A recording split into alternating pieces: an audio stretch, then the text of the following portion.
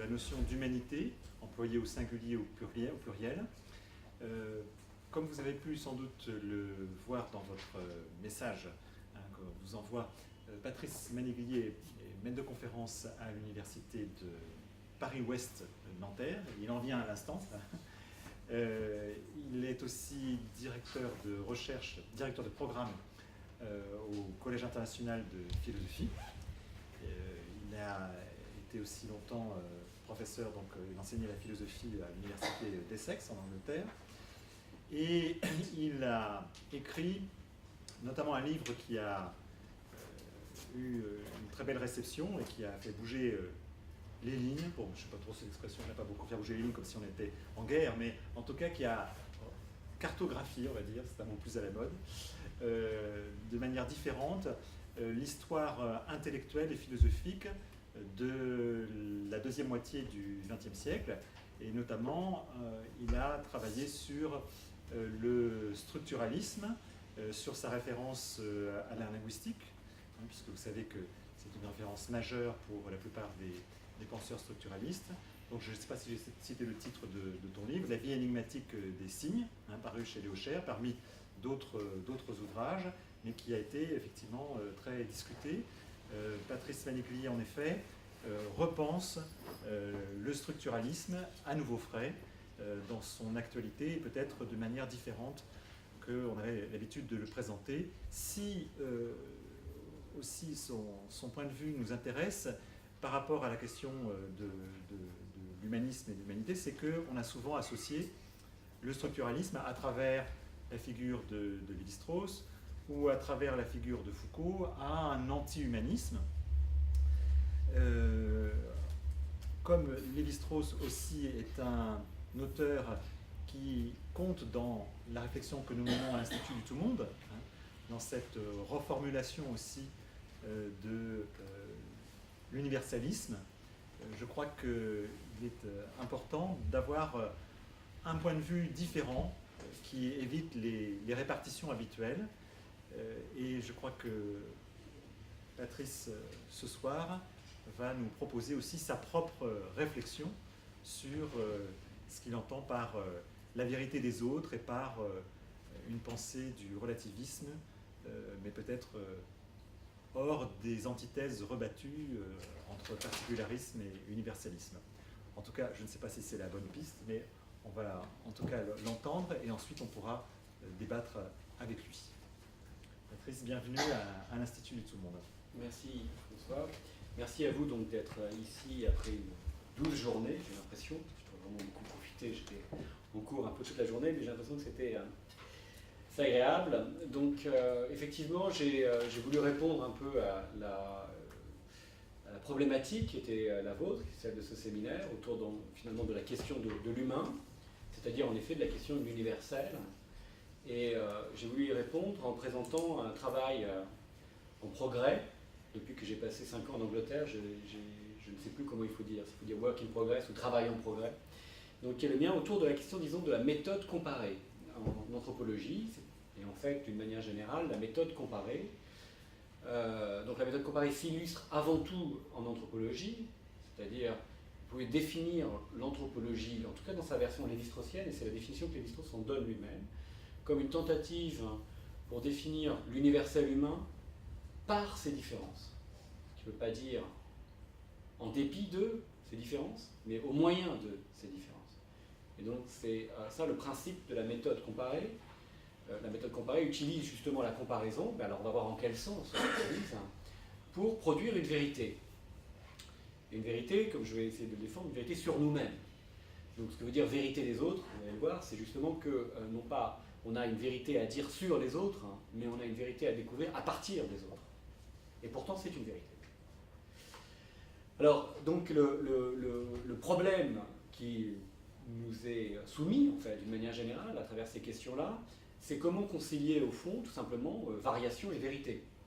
Il semble que ces deux termes sont opposés l'un à l'autre, à tel point que dans la fameuse phrase de Pascal, vérité de ce côté-ci des Pyrénées, erreur de l'autre côté, le mot vérité, évidemment, a un sens ironique. Si quelque chose peut changer en vertu d'une chaîne de montagnes, c'est donc que ça n'est pas une vérité. Ce qui caractérise la vérité, ce serait donc son invariance. C'est encore plus clair, évidemment, dans le texte de Montaigne que Pascal ne fait que démarquer. Quelle bonté est-ce que je voyais hier en crédit et demain plus, et que le trait d'une rivière fait crime? Quelle vérité que ces montagnes bornent, qui est mensonge au monde qui se tient au-delà. Autrement dit, on a le sentiment qu'il y a incompatibilité entre vérité et variation. Si quelque chose varie, ça ne peut être que de l'ordre de, je dirais, opinion. La doxa, l'opinion. La vérité, elle, ne varie pas. Bien sûr, le fait que des gens aient des désaccords quant à ce qui est vrai et faux est avéré. Mais si quelque chose doit être vrai, ainsi dit en quelque sorte cette sagesse pas si populaire, si quelque chose doit être vrai, il doit être vrai en dépit des opinions variables que les uns et les autres peuvent avoir. Autrement dit, ce qui est vrai doit être vrai éternellement et universellement. Alors mon but ici est de montrer que cette thèse n'est pas nécessaire. Je ne sais pas si elle est fausse, ça veut dire, mais elle n'est pas nécessaire. Et je voudrais montrer qu'on peut défendre une thèse relativiste quant à la vérité. Une thèse relativiste quant à la vérité n'est pas une thèse qui dit que la vérité n'existe pas et que seules existent des opinions, mais que la vérité elle-même peut varier. Et que même la vérité peut émerger de la variation elle-même. Ce n'est pas quelque chose donc d'exclusif l'un de l'autre.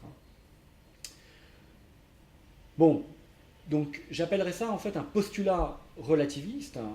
Et le postulat relativiste, en gros, il soutient, c'est un postulat, c'est-à-dire que c'est une hypothèse que l'on fait pour pouvoir travailler.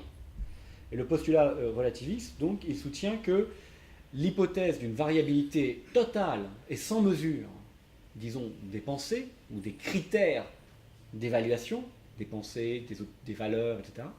Donc l'hypothèse d'une variabilité totale et sans mesure des critères de ce qui est correct ou incorrect, aussi bien dans le domaine épistémologique, dans le domaine éthique, dans le domaine esthétique, que cette hypothèse non seulement n'est pas incompatible avec une forme de connaissance, mais en vérité est la source d'une forme de connaissance. Donc c'est, j'insiste, un postulat parce qu'il est lié, ce que je dois démontrer, c'est qu'une forme de connaissance est possible. Donc quand je dis la vérité des autres, au fond, j'entends par vérité un truc qui n'est pas si métaphysique que ça, en vérité qui je ne veux pas voir penser comme quelque chose de métaphysique. Au fond, j'entends par vérité ce que des pratiques dites de connaissance, c'est-à-dire des pratiques qui sont continues avec les pratiques scientifiques, qui sont semblables sous de nombreux rapports avec les pratiques scientifiques. Donc la vérité, c'est une propriété qu'on peut accorder à un certain nombre de pratiques qui sont semblables à ce que font ailleurs des pratiques scientifiques élaborées. Donc je veux dire qu'il y a une pratique de ce type-là, une pratique scientifique, qui est fondée sur le postulat relativiste. Cette pratique, c'est, vous l'avez deviné, l'anthropologie comparée, la méthode comparée, d'une manière générale. Donc,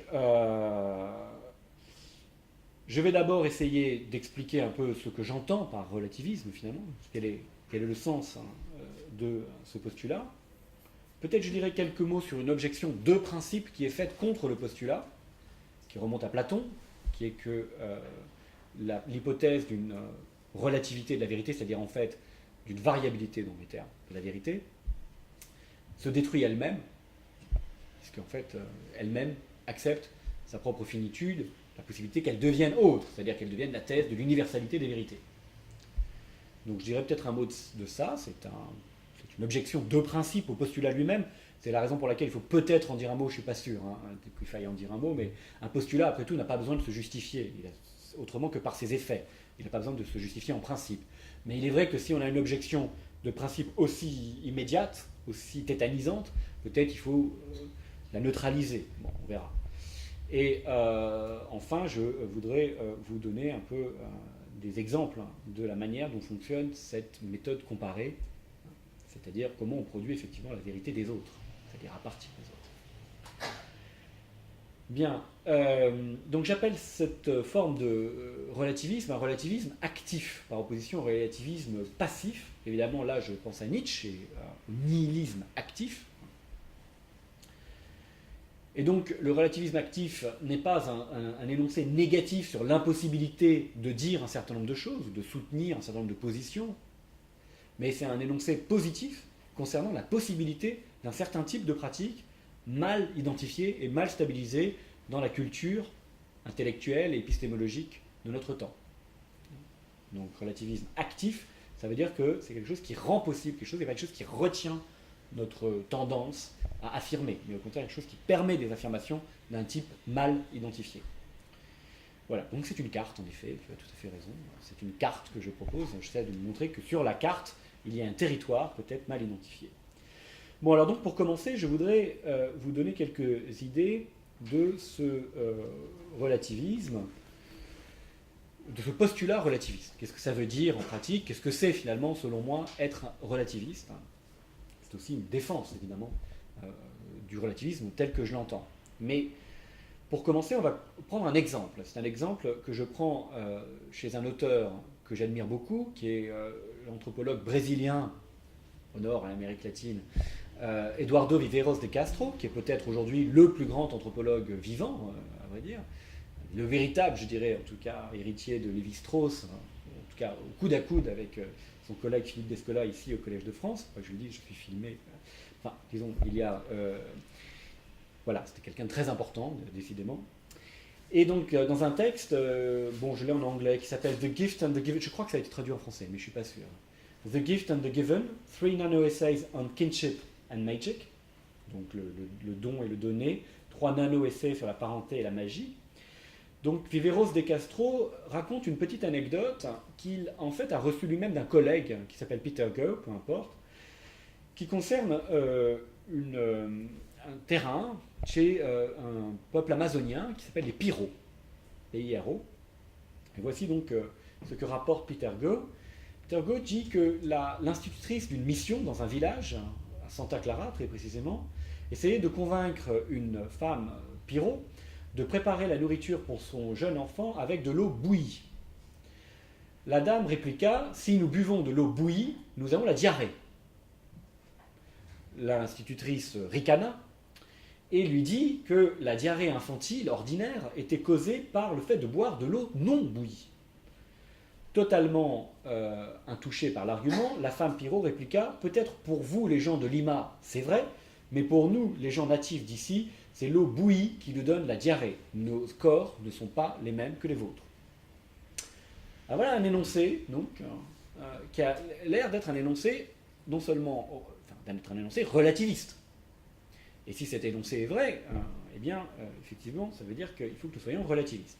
Ça fait penser à une autre anecdote qu'on trouvait chez Evans Pritchard, anthropologue anglais, à propos des Andés, ou des Azandés en Afrique cette fois-ci, où on lui répondait à propos de la question de l'existence des sorcières: « Peut-être que chez vous, les gens ne sont pas tués par des sorcières, mais chez nous, ils le sont. » Donc le relativisme comme un protocole de paix, dont le prix semble trop cher à payer à de nombreuses personnes, d'ailleurs, en un certain sens, y compris à moi, s'il veut dire que quelque chose comme chacun chez soi. Ne nous sentons pas concernés par les autres. Ce que je vais vous montrer, c'est qu'il veut dire quelque chose de plus étrange. Il veut dire que le même énoncé ou la même vérité devient fausse en fonction d'un certain nombre d'opérations ou de changements. Donc, l'eau doit être bouillie pour prolonger la vie de l'enfant, ou en tout cas pour éviter qu'il ait la diarrhée, peut être vrai dans le monde, on va appeler ça un monde, dans le monde de l'institutrice, mais pas vrai dans le monde de la femme Piro. Évidemment, ça semble faux, empiriquement faux. On a l'impression de dire, essayez, hein, et puis on verra qui a raison. Bien. Alors, à quelles conditions on peut dire que quand même c'est vrai? Qu'il y aurait dans le transport de l'énoncé, il y aurait un changement de ses valeurs de vérité. Comment ça c'est possible? Bien, imaginez que le genre de vie que les gens vivent, c'est-à-dire que ce qu'ils doivent faire, le contexte dans lequel ils sont capables de prolonger leur vie, à condition de bouillir de l'eau, soit radicalement différent, ou très significativement différent, du genre de vie qu'ils mèneraient s'ils ne faisaient pas bouillir de l'eau. Est-ce que le mot « vie », tout simplement, aurait le même sens? Est-ce qu'on pourrait dire, en toute honnêteté à cette femme, pour prolonger la vie de votre enfant, il faut bouillir de l'eau? Non, on est en train de dire, en fait, il faut que vous changiez la vie de votre enfant. Donc ce n'est pas la même chose peut être prolongée, ce n'est pas une différence quantitative dont on est en train de parler dans ce cas-là, c'est une différence qualitative. Donc supposez que pour faire ça, il faille qu'elle change non seulement une petite pratique sur le bord de la rivière, mais aussi un grand nombre de croyances, mais aussi de pratiques concrètes, hein, mais aussi de manières d'aimer son enfant, hein, manière même de considérer ce que c'est que de vivre. Hein.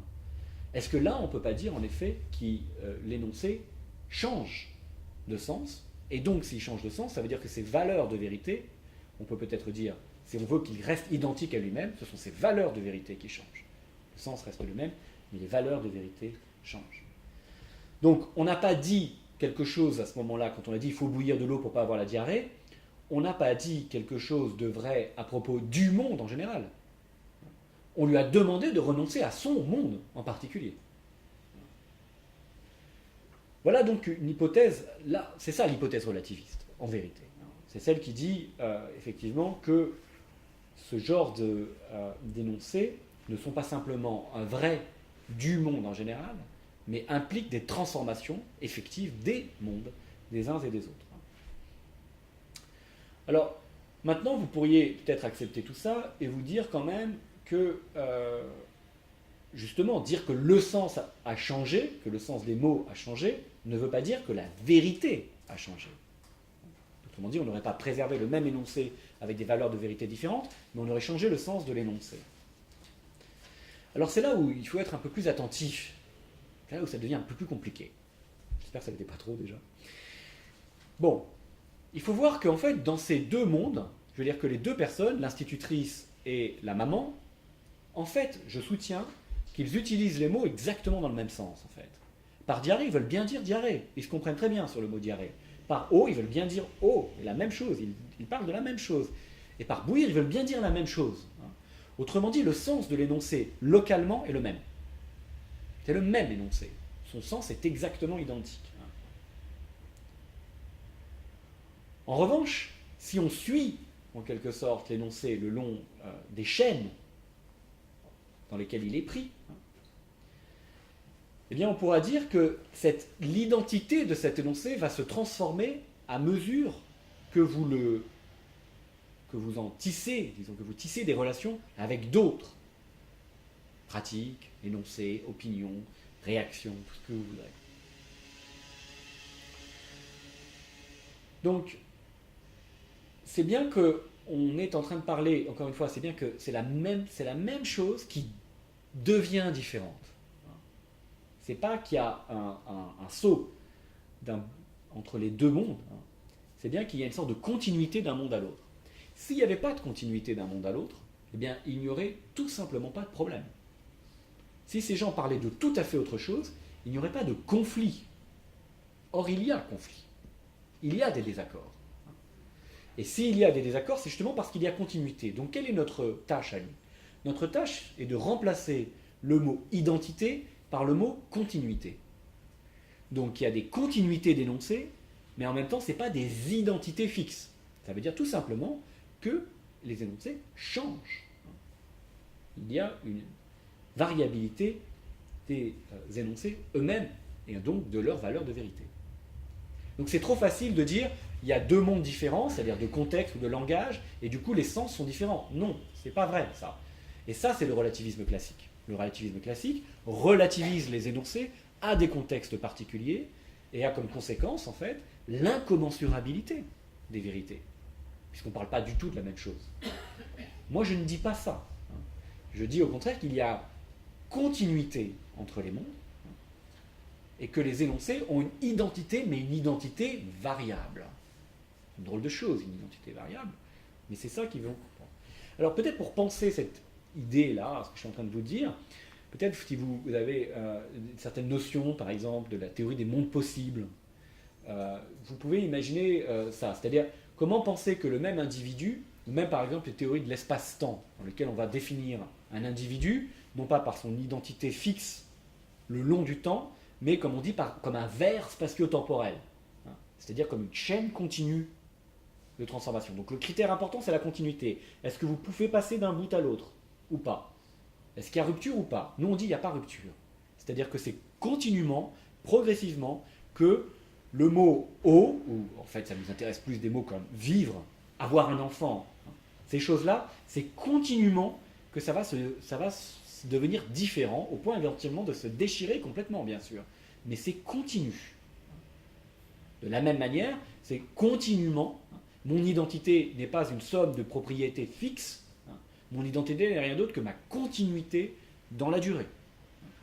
L'identité de l'individu que je suis n'est pas une somme de propriétés fixes qu'on pourrait extraire de la variabilité qui est la mienne, ce n'est rien d'autre que la continuité de cette variation. Vous voyez que c'est une autre logique, quoi. Une logique de la continuité, et non plus une logique en quelque sorte de l'identité. Et continuité va nous donner quelque chose comme une identité variable, où il n'y a pas de contradiction entre être la même chose et varier. Au contraire, précisément parce que ça varie que c'est la même chose et inversement. Donc, le point aussi intéressant, c'est de comprendre que toutes ces choses, élever des enfants, vivre et mourir, être malade ou être sain, toutes ces choses, eh bien, nous ne sommes pas d'accord, effectivement, sur ce qu'elles sont. Je ne veux même plus dire sur ce qu'elles veulent dire maintenant, puisque je veux dire, en fait, c'est l'identité même de ces choses-là qui varie. Nous ne sommes pas d'accord sur ce qu'elles sont, mais en même temps, il faut aussi dire que ce désaccord, c'est un deuxième argument, ce désaccord, vous ne pouvez pas le construire indépendamment du désaccord lui-même. Il n'y a pas de point de vue extérieur, il n'y a pas de point de vue global, il n'y a pas de tiers neutre qui pourrait répartir les différences. Et dire, ah oui, la femme Pirot, elle pense ça, et l'institutrice de Lima, elle pense ça. La conception même des désaccords est précisément l'objet du désaccord. Jusqu'à quel point nous sommes en désaccord, c'est précisément ça qu'il s'agit de comprendre. Donc, ce qu'on ne comprend pas, le malentendu est au second degré. Ce qu'on ne comprend pas, c'est là où on ne se comprend pas. C'est ça le problème. Donc c'est dans des termes réciproques que les gens à la fois se comprennent et se mécomprennent. Bon, donc vous voyez qu'il y a essentiellement au cœur de tout ça une notion qui est celle d'équivoque. Et d'équivoque, ça veut dire variation continue d'une identité que j'appellerais sémiotique, c'est-à-dire d'un signe. Un signe, ça n'est pas une équivoque, ça n'est pas un même signe qui a plusieurs sens. Une équivoque, c'est un même signe qui continuellement devient un autre signe. Dans l'histoire des langues, il y en a plein des expériences de ce type-là. C'est pour ça effectivement que le modèle linguistique est toujours utile. Dans l'histoire des langues, effectivement, on sait, c'est d'ailleurs comme ça que mon cher Saussure désignait son intérêt, c'est à force de parler latin que les gens se sont mis à parler français et espagnol et italien et etc. Donc il dit que les gens ne se sont pas réveillés un jour en parlant français. Il ajoute, le français ne vient pas du latin, le français c'est du latin. Donc il y a une continuité des langues, en l'occurrence de ces langues-là, et c'est donc la répétition qui va engendrer la variation. Donc dans l'histoire par exemple sémantique, vous allez effectivement trouver des équivoques d'un genre particulier, puisque c'est continuellement que le sens s'est transformé, ce n'est pas un même signe pour deux sens différents, c'est le signe qui a changé, puisque sa position dans le système de la langue a changé. Donc, c'est une notion d'identité variable. Bien, alors on va laisser de côté ces remarques sur le problème de rapport entre vérité et équivoque, et on va peut-être vous infliger quelques remarques sur la réfutation de cette objection immédiate, qui est, alors bon, si les vérités peuvent changer, ce que vous dites là maintenant peut en fait signifier qu'il est vrai que les vérités ne sont pas relatives. Il n'y a pas de critère pour que ce que je dise soit vrai ou pas vrai. Alors ma position sur cette question est absolument d'accord. Absolument d'accord. Donc ce serait un problème si j'étais, si vous voulez, absolument relativiste, mais ça tombe bien, je suis relativement relativiste. Donc tout va bien. Alors l'argument en fait est très ancien. Il vient du théétète de Platon, et c'est une discussion avec Protagoras. Socrate qui lui dit, bon, ben, bien, allons-nous dire donc dans ce cas que ton opinion est vraie pour toi, mais fausse pour des centaines. Théodore, il semble que ce soit, qui parle au nom de Protagoras, il semble que ce soit l'inévitable conséquence. Socrate. Et quoi de Protagoras lui-même? si ni ce qu'il pense lui-même, ni ce que les gens en général pensent, comme de fait ils ne le pensent pas, que l'homme est la mesure de toute chose, n'est inévitable, alors la vérité qu'il a écrite est vraie pour personne. Et si lui-même pense qu'elle est vraie, et que les gens en général ne sont pas d'accord avec lui, alors il faut dire que ce n'est pas plus faux que vrai, dans la même mesure qu'il y a de gens qui pensent que c'est faux. Théodore, oui, si c'est être vrai ou faux, si être vrai ou faux dépend de l'opinion de chacun, alors tu as raison. Bon, bref, donc il lui montre en fait effectivement que cette position est toujours effectivement dépendante de l'opinion des autres, en quelque sorte. Bon, alors il y a énormément de choses à dire sur cet argument qui cherche à faire une pratique donc d'auto-réfutation de l'hypothèse relativiste, un peu de manière immédiate, comme si on n'avait même pas le temps de le dire, que en quelque sorte la chose s'effondrait en même temps. Encore une fois, donc moi, ce que je voudrais dire, ça n'est pas que le relativisme est vrai dans l'absolu. Je veux dire qu'il est vrai du point de vue où nous nous trouvons, nous. Et quel est ce point de vue où nous nous trouvons, nous? C'est le point de vue, précisément, qui fait l'expérience de ces désaccords dont je viens de vous parler, du type de désaccords dont je viens de vous parler, qui sont des désaccords d'un type un peu spécial, en fait. C'est-à-dire des accords tels qu'on se dit, mais mince, pour que l'autre soit d'accord avec moi, il faut qu'en fait, je cesse de penser ce que je pensais au départ. C'est des accords assez spéciaux, en réalité. On ne peut pas dire spécieux. Mais je n'ai pas besoin de dire pour ça qu'il y a des contextes réels. Je n'ai pas besoin de dire qu'il existe des contextes en fonction desquels telle opinion ou telle position deviendra vraie ou deviendra fausse, contrairement à ce que l'on dit en général. Ce que je veux dire, c'est que les contenus des vérités sont en fait relatifs les uns aux autres. Ce que je veux dire, c'est que ce que ça veut dire, en fait, pour la dame de Lima, que de dire il faut bouillir l'eau, le sens même de ce qu'elle veut dire n'est constructible, n'est compréhensible que dans la mesure où il diffère, et exactement dans la mesure où il diffère, donc dans la mesure où il est en conflit avec ce que ça voudrait dire pour la femme Pyrrho que de lui obéir. Donc la relativité ici n'est pas une manière de référencer les opinions à des contextes extérieurs, mais en fait de les relativiser les uns par rapport aux autres. Et d'inciter en quelque sorte chacun à se redéfinir en relation à l'autre, sans sortir de cette relation. Donc je n'ai pas besoin de faire des hypothèses concernant des termes extérieurs, encore une fois, à ces changements qui sont les esprits des gens. Notamment, je vais me dispenser entièrement de la notion de culture, au sens où on l'entend. C'est-à-dire, si une culture, c'est un ensemble contextuel qui permet de déterminer des valeurs, je n'ai pas besoin de cette notion de culture. Moi, je ne vais entendre culture que ce qui permet de rendre compte d'une variation de vérité. Mais je ne vais pas relativiser la vérité à la culture, c'est l'inverse.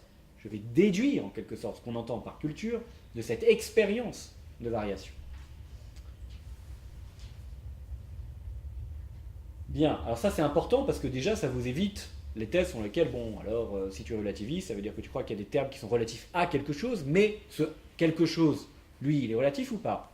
Oui, il est relatif. Les termes sont relatifs les uns aux autres. Bien, maintenant, on va peut-être sauter ces considérations peut-être un peu trop, disons, philosophiques. Oh, puis non. Au fond, ce que je veux dire est pas du tout différent de ce que disait en fait Descartes. Ça n'est rien d'autre que ce que disait Descartes quand Descartes pratiquait la méthode du doute, et quand on lui opposait, qu'il cherchait à définir du coup un critère de vérité qu'il appelait l'indubitabilité.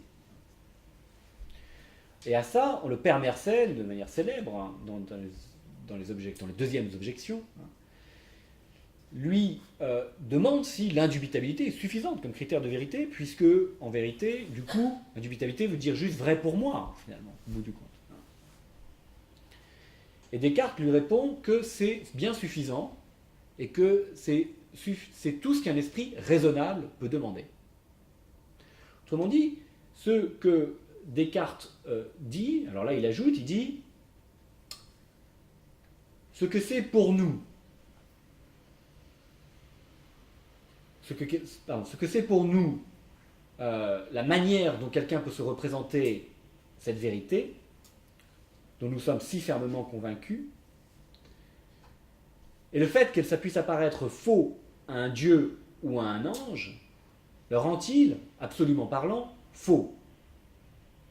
Et il répond lui-même, pourquoi cette prétendue fausseté absolue devrait-elle nous concerner? Puisque nous ne croyons, ni n'avons le moindre soupçon d'une telle hypothèse. Autrement dit, ce que demande ici Descartes, c'est que lui propose une expérience de cette vérité, de cette variation de vérité. Et bien moi, c'est exactement pareil. C'est-à-dire, je dirais qu'une vérité est variable dans la mesure où il y a une expérience qui me permet de la faire varier. Donc, vous voyez peut-être où je vais en venir et en quoi ça rejoint ce que je vous disais tout à l'heure, le relativisme actif n'est pas une thèse générale sur toutes les valeurs. En fait, c'est une méthode. C'est un postulat de méthode. Donc, une vérité est relative dans la mesure où on peut faire l'expérience de sa relativisation. Ni plus ni moins. Eh bien, Descartes disait, c'est tout ce qu'un esprit raisonnable peut demander. C'est suffisant pour un esprit raisonnable. Eh bien, je dirais pareil. C'est-à-dire que ça nous permet de nous donner une certaine idée de la raison. Une raison qui n'est plus exclusive de l'expérience de la variation des formes de pensée, mais au contraire fondée sur elle. Donc, si je dois relativiser l'hypothèse relativiste, et ça ne m'étonnerait pas que je doive le faire dans certains contextes, j'en sais bien qu'il y a certains contextes où ces désaccords-là ne se posent pas, il n'y a pas de problème.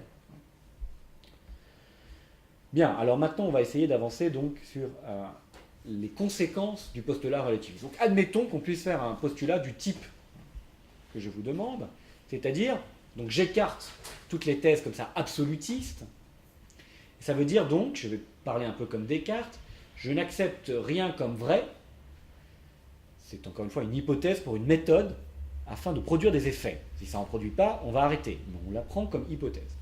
Donc à partir de maintenant, comme hypothèse, je dirais que je n'accepte comme vrai rien d'autre que l'idée que tout ce qui me semble vrai ici et maintenant peut devenir faux, selon des paramètres dont je n'ai pas encore nécessairement l'expérience, que je vais chercher.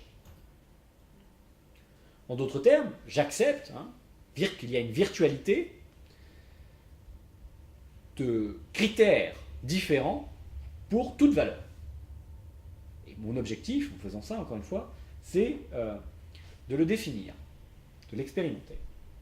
Donc plutôt que de vouloir sortir de ces sables mouvants, comme le veulent le faire en général les philosophes, en particulier par exemple aujourd'hui Alain Badiou, un de ceux justement qui revendiquent une éternité des vérités, et à vrai dire ce texte est pas mal en dialogue avec lui aussi, à vrai dire, montrer qu'on peut garder les notions de variation et celle de vérité à la fois, et qu'on n'a pas besoin de l'idée d'éternité des vérités. C'est un peu l'enjeu. Bon, plutôt que de vouloir sortir de ce sable mouvant, eh bien on va essayer au contraire de se fonder sur lui, et de voir si on ne peut pas construire une forme de connaissance nouvelle. Et qu'est-ce que ça veut dire une forme de connaissance nouvelle? Qu'est-ce que ça veut dire connaissance en l'occurrence? Ça veut dire quelque chose qui permet, une matrice, qui me permet de créer de nouvelles opinions, de nouvelles positions, qui sont continues par rapport à ce dont j'ai fait l'expérience, et qui s'imposent solidement. C'est tout ce que je leur demande. Elles s'imposent à moi. Je ne leur demande pas d'être vraies en tout temps, en tout lieu. Je leur demande ici de s'imposer, de tenir. Autrement dit, je cherche l'invariant d'une variation. Alors, évidemment, il se peut que beaucoup de gens refusent en quelque sorte ce que j'ai dit, c'est-à-dire que la mutabilité des opinions ou des valeurs soit un donné, et disent en fait non, ça c'est rien d'autre qu'une opinion. Bon, à ça j'ai plusieurs choses, il y a plusieurs choses à répondre, mais très rapidement je dirais d'abord que en fait cette expérience, nous la faisons. C'est un peu comme Descartes encore une fois avec le doute. Nous faisons l'expérience de cette variation radicale de nos formes de pensée. Et il suffit de penser à l'expérience dont je vous parlais tout à l'heure de la femme Pirot avec l'institutrice pour voir que ces expériences existent. Ce n'est pas simplement une vue de l'esprit. Et c'est bien encore une fois Descartes qui disait justement que la condition de possibilité de la connaissance n'était autre que deux choses, lire des livres et faire des voyages. C'est-à-dire deux expériences de la variation. Deux expériences de la variation radicale. Alors, simplement, contrairement à Descartes, disons, je ne vais pas chercher une vérité qui résisterait à cette variation. Je vais chercher une vérité qui se fonde sur cette variation. Alors comment faire? Que pourrait être cette première vérité qui n'est pas en exception par rapport aux variations, mais qui au contraire émerge de cette variation elle-même? Alors vous pourriez me dire, bon ben c'est très simple, il suffit que tu cherches ce qui ne varie pas à travers la variation. Autrement dit, le plus petit commun dénominateur. Par exemple, tu dirais, bon, les gens ont des mœurs familiales extrêmement variées, des mœurs sexuelles incroyablement diverses. Si vous ne me croyez pas, je vais vous en donner tout de suite un exemple qui vient de Maurice Godelier, l'anthropologue français, qui parle des Barouillas, qui est un groupe de Nouvelle-Guinée, chez qui il a passé beaucoup de temps. Et chez les Barouillas, pour devenir un homme, eh bien, on doit vivre dans une maison séparée, ce qui est assez commun, séparée du reste du village ou de la communauté, avec les autres hommes non mariés. Avec les autres hommes non mariés. Donc le jeune enfant, le jeune adolescent, vers l'âge de 12 ans, est séparé donc, de sa famille, il est mis dans cette maison, et là, comment devient-il un homme? Eh bien, en buvant le sperme de ses aînés, encore non mariés.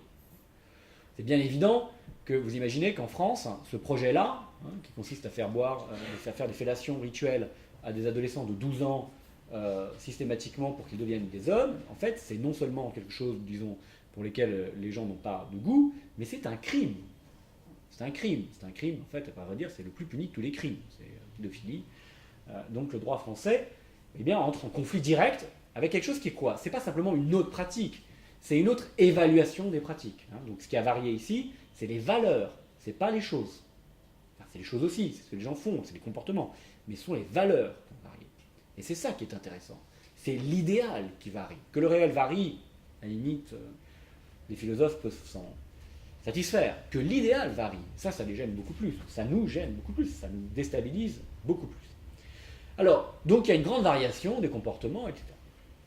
Vous pourriez dire, avec une voix, parce qu'il faut que vous imaginiez maintenant que je suis dans le noir, je ne sais plus qui, je suis dans la forêt, comme chez Descartes, ou comme chez Kant, dans Comment s'orienter dans la pensée, je suis comme un voyageur dans la nuit, je ne sais plus où je suis, j'ai aucun repère, justement, j'ai plus de carte, je ne sais plus du tout où je suis, et j'entends juste des voix, des gens qui disent des choses. Vous pouvez appeler ça des cultures, moi j'appelle ça des voix, des propositions de valeur. Bon, ben là il y a une voix qui est celle de Claude Lévi-Strauss, filtrée notamment par Françoise Héritier et quelques autres, qui dit, bon ben voilà, c'est très simple, tu vas trouver le plus petit commun dénominateur, par exemple, malgré toutes ces grandes variations dans les valeurs familiales, sexuelles, etc., il y aurait un invariant qui est la prohibition de l'inceste. Ah, intéressant. Est-ce que ça marche? Eh bien non, c'est ça qui ne marche pas. Donc là, vous voyez, l'idée d'un plus petit commun dénominateur qui resterait identique à travers la variation, en vérité ne marche pas. Et ça ne marche pas pour une raison très simple, c'est que justement, encore une fois, en fait, les termes sont équivoques. Et équivoque ne veut pas dire qu'il y a deux sens pour une même chose, ça veut dire que la chose elle-même a varié. Pourquoi? Parce que si je définis la prohibition de l'inceste comme un certain nombre de relations sexuelles sont interdites au sein du groupe familial. Au sein d'un groupe qui, du coup, est déterminé comme groupe familial, ou sous-partie du groupe familial. Eh bien, d'abord, il faut remarquer que le mot interdit est un mot qui, à vrai dire, veut dire des choses très différentes. Dans certains cas, ce qu'on appelle prohibition de l'inceste, ça veut juste dire on rigole. On rigole. Dans d'autres cas, ça veut dire, comme chez nous, on met en prison pour 20 ans. Pas exactement le même sens du mot prohibé. Donc là, on crée un continuum artificiel qui pour d'autres ne serait pas du même ordre, rentre dans des catégories tout à fait différentes. La pénalité, ce n'est pas la même chose que la moquerie. Pour nous, ce sont des catégories différentes. Autrement dit, les identités sémiotiques traversent des seuils. Ce n'est pas la même chose, ce n'est pas la même pratique. Se moquer et mettre en prison n'appartient pas, en fait, à la même pratique. C'est un premier point. Sur le mot prohibition. Ensuite, pour le mot, par exemple, famille. Alors, il y a une voix qui est celle de Bronislaw Malinowski, qui en fait témoigne de ce qu'il a constaté aux îles Trobriand, qui dit que le père, par exemple, n'est pas un membre de la famille, mais un étranger, de telle sorte que l'acte sexuel avec le père n'est pas catégorisé. Il n'est pas la même identité sémiotique, il n'est pas catégorisé comme un inceste, il est catégorisé comme un adultère. Qu'est-ce que ça veut dire? Ça veut dire qu'il est mis dans la même case que des actes sexuels qu'il aurait hors mariage avec des gens. Autrement dit, la barrière familiale n'a aucune pertinence. Donc là, on voit des variations sur, encore une fois, les catégories. De la même manière, le concept de sexualité est en fait, si on en croit à Michel Foucault, un concept extrêmement récent, et vous seriez bien en peine de convaincre même Rousseau qu'il avait quelque chose comme une sexualité, ou qu'il faisait des actes sexuels. Il faisait autre chose que des actes sexuels. Qu'est-ce qu'on dit quand on dit ça?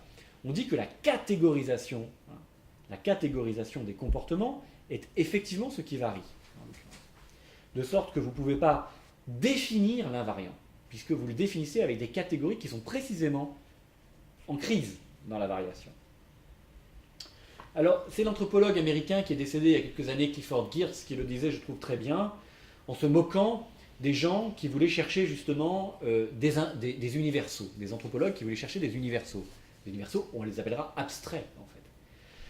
En disant, par exemple, la culture unie valorise le retrait, la réticence, alors que la culture quacutle encourage l'exhibitionnisme de la part des individus.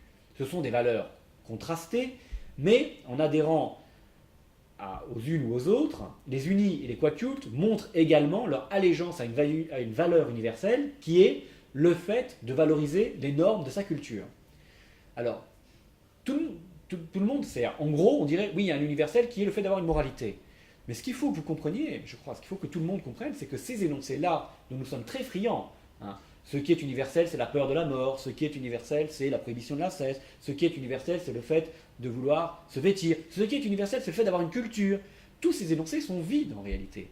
Puisque ce que veut dire culture, ce que veut dire mort, ce que veut dire se vêtir, etc., c'est vraiment ce qui est en question à travers la variation.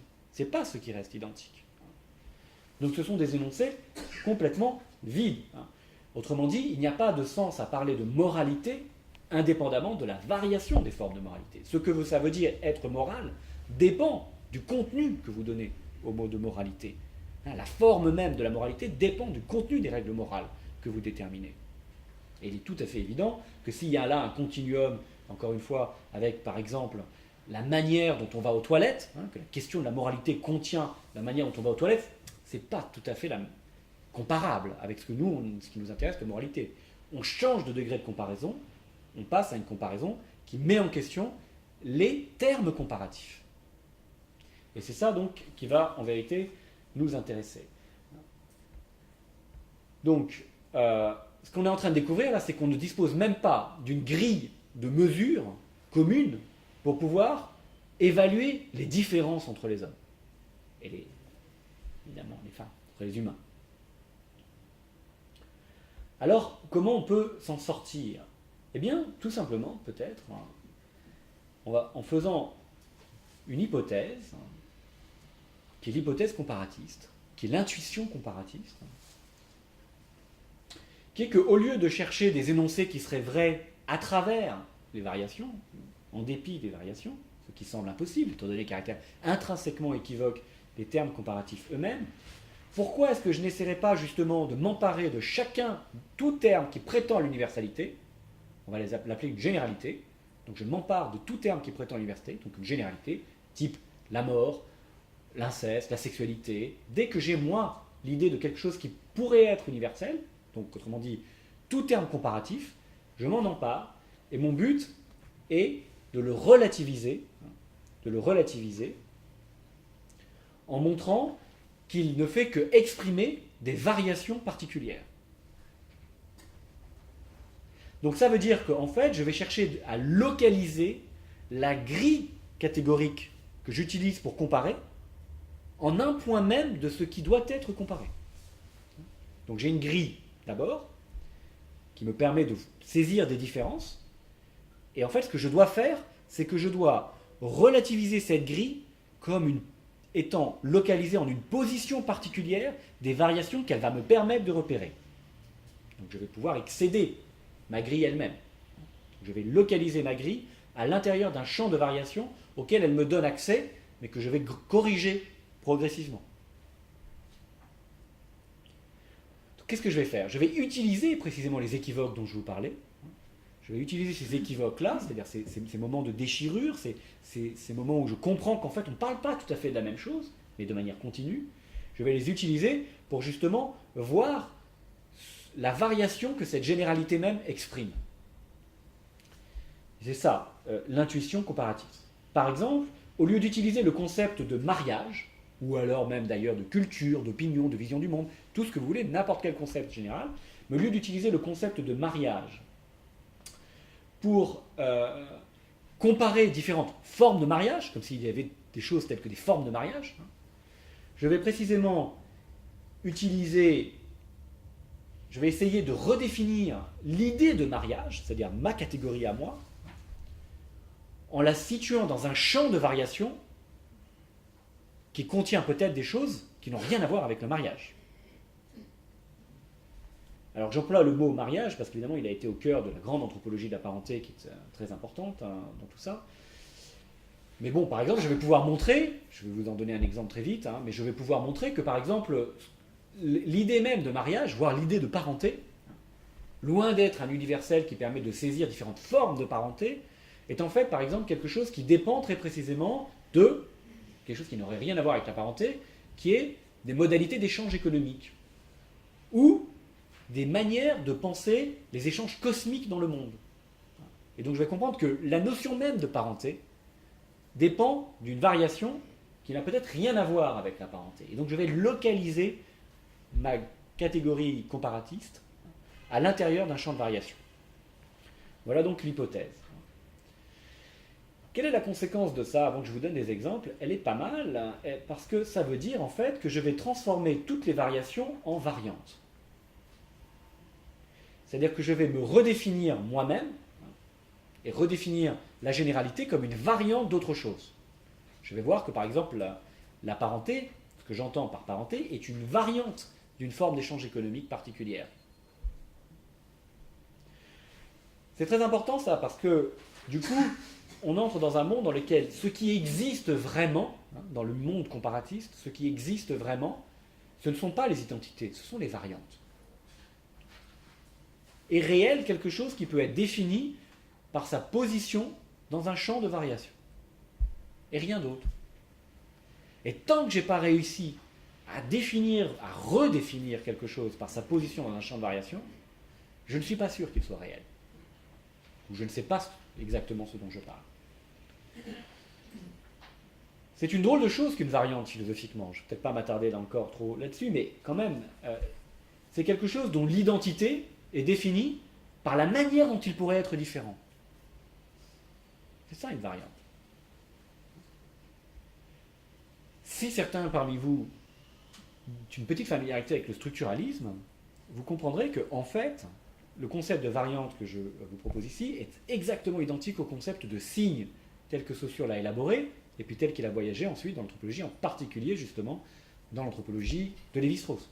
Autrement dit, ce que je vous propose là, c'est de comprendre d'une certaine manière pourquoi un anthropologue comme Lévi-Strauss a ressenti la pertinence de ce qui s'est appelé la sémiologie, la théorie des signes, en particulier telle qu'elle était illustrée par la linguistique, pour sa propre pratique, qui était la comparaison. Pourquoi?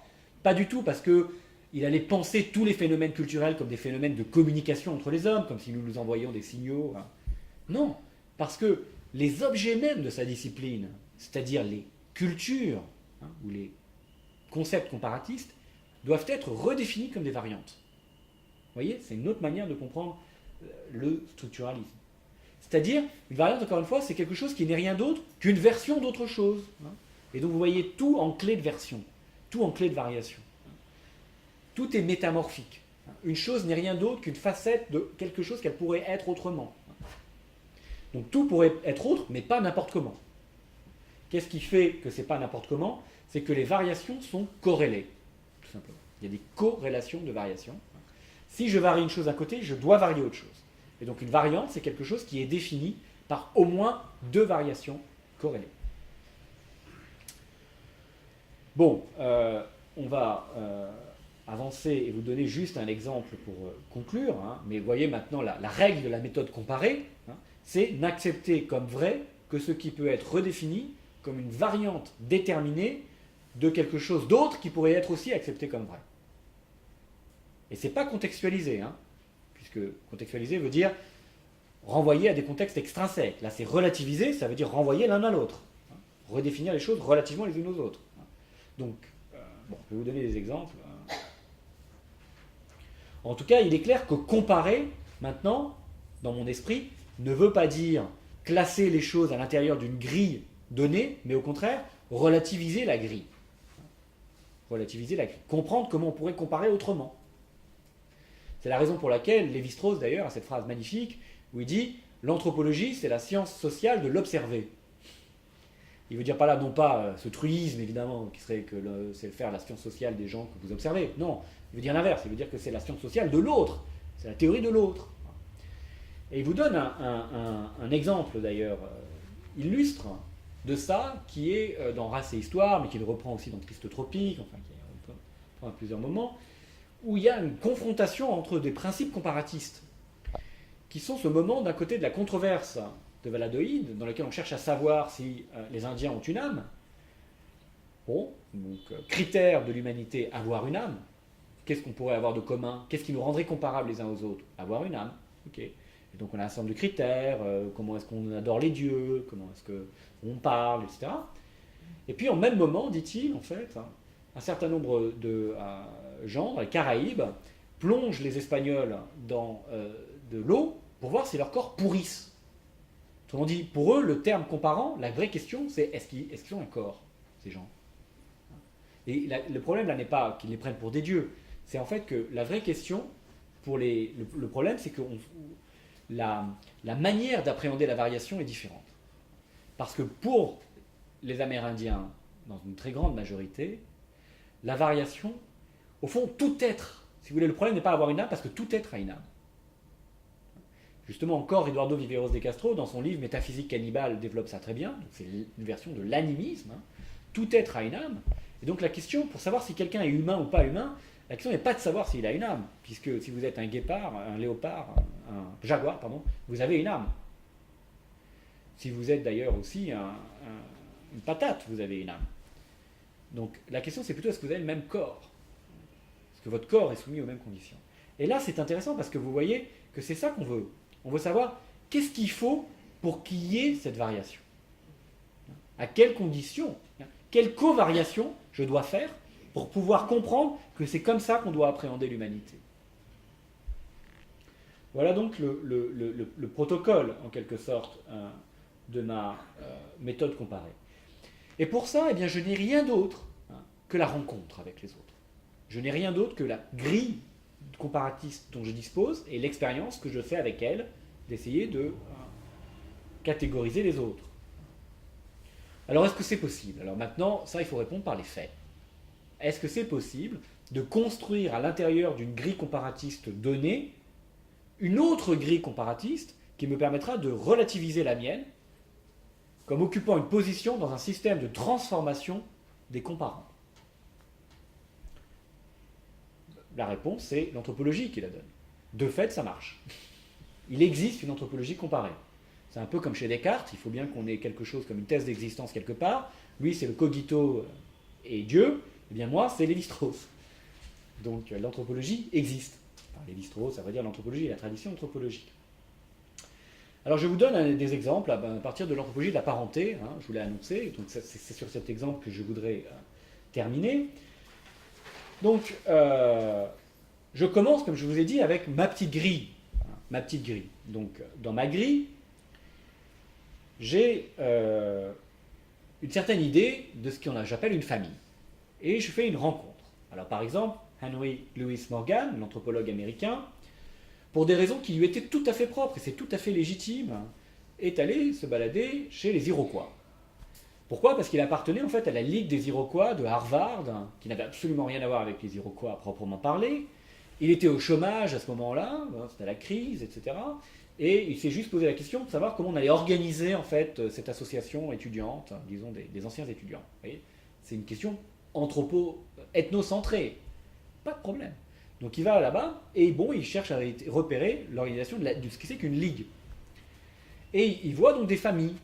Il appelle ça des familles. Donc il a l'impression qu'il y a des parents avec des enfants. Pourquoi il appelle ça des familles? Parce que ça ressemble. Donc il y a un système de ressemblance et de dissemblance qui est homologue aux ressemblances et dissemblances que lui pratique, qu'il comprend. Donc ça map, justement. Il y a une carte qui fonctionne bien, en l'occurrence. Donc on voit un enfant avec ce qu'il appellera une mère, etc. Bon, en même temps, il apprend qu'en fait, l'enfant appartient à la famille de la mère et non pas du père. Alors il dit, ah très bien, ça veut dire en fait que c'est une famille matriarcale. Donc il y aurait une différence entre les Iroquois et nous, c'est que nous on serait plutôt du côté patriarcal et eux sont du côté matriarcal. Erreur sur toute la ligne, mais c'est grâce à cette erreur qu'on arrive à avancer. Erreur, pourquoi? Eh bien parce que très rapidement, on se rend compte que en fait, ce qu'on avait perçu comme une ressemblance et des dissemblances, eh bien en fait, ça craque à un moment. Par exemple, je dois appeler mère non seulement celle qui a 2000 enfants au monde, ou celle qui s'en occupe de manière privilégiée, mais aussi la sœur de cette femme. Toutes les sœurs de cette femme. Et aussi, je dois appeler grand-mère la mère de cette sœur. Et donc sœur aussi, effectivement, les enfants, les filles de cette femme, c'est-à-dire de la grande-tante, etc. Autrement dit, je vais me retrouver avec beaucoup de mères. Et ça ne cadre pas avec le concept de mère. Mais pourtant, j'ai utilisé le concept de mère. Donc j'ai des énoncés très bizarres, qui sont la tante et la mère. Chez eux, la tante et la mère. Ça, c'est en principe un énoncé qui n'a pas de sens en français. Une tante, par définition, ce n'est pas une mère. Mais je vais pouvoir construire la différence de l'autre par des non-sens apparents, qui ne sont pas en fait impossibles, qui sont par exemple la tante, c'est la mère. Et je vais faire quelque chose de plus intéressant, c'est que je vais me rendre compte que la différence que j'avais d'abord perçue, qui était celle, pour moi j'avais perçu une différence dans le principe de filiation, du côté du père ou du côté de la mère. Et en fait, je vais me rendre compte que là, il n'y a même pas de famille, à proprement parler. Il y a en fait ce qu'on va appeler à ce moment-là, d'ailleurs en recourant à un vieux mot écossais, des clans, ou des lignages, un vieux mot latin. C'est-à-dire que, en fait, on va se rendre compte que l'unité de parenté n'est pas centrée autour de la naissance de l'enfant, mais elle est centrée autour de groupes de descendance du même sexe.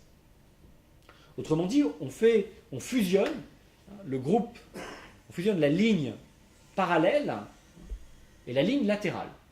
Par exemple, la tante et la mère, on les fusionne. Donc elle est là, en fait, la différence fondamentale entre nos systèmes de parenté. Ah, mais ça, j'en avais absolument pas idée même de la possibilité avant de commencer mon travail.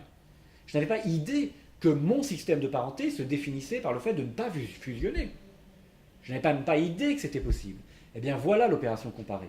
C'est-à-dire que je dois me redéfinir moi-même comme faisant partie de ceux qui ne fusionnent pas, mais font diverger les groupes, les lignées parallèles et les lignées latérales.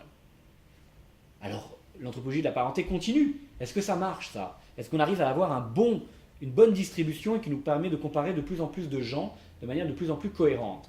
Eh bien, Lévi-Strauss, de manière célèbre, et c'est ça qu'il faut retenir dans les structures élémentaires de la parenté, et non pas la thèse de la prohibition de l'inceste comme universelle, qui Lévi-Strauss lui-même a d'ailleurs renié, mais Lévi-Strauss, là, montre en fait que nos différences doivent être comprises à un autre niveau encore, c'est-à-dire comme différentes manières d'échanger les femmes. Et ça, je n'en avais même pas idée. Contrairement à ce que les mauvaises langues peuvent dire, nous ne savions pas que nous échangions des femmes. C'est bien pour ça que c'est il y a une dimension de connaissance là-dedans. nous ne savions pas que nous échangeons des femmes, mais il y a plein de peuples qui échangent des femmes, tout à fait explicitement. Autrement dit, on se voit, nous, du point de vue des autres, là. Il y a deux types d'échanges, il y a l'échange généralisé, il y a l'échange restreint, etc. Bref, nous, on serait un type d'échange parmi d'autres. Vous voyez qu'on s'est éloigné complètement de la notion de parenté, là. On est passé à autre chose, à un régime d'échange qu'on appelle un échange symbolique, qui est lui-même un type économique assez spécial. Et puis, l'anthropologie de la parenté contemporaine, en particulier justement avec des gens comme Philippe Descola ou Eduardo Viveros de Castro, nous disent, en fait, non, en fait, ce que vous croyez être là même quelque chose qui relève des relations entre les êtres humains, de l'alliance en l'occurrence, en fait, ça n'a rien à voir. En fait, c'est un schéma plus général de conception cosmologique du monde. En fait, ce qui s'affronte là-dedans, c'est des schémas cosmologiques. Peu importe le détail de la démonstration, mais enfin, vous voyez ce qu'il y a là.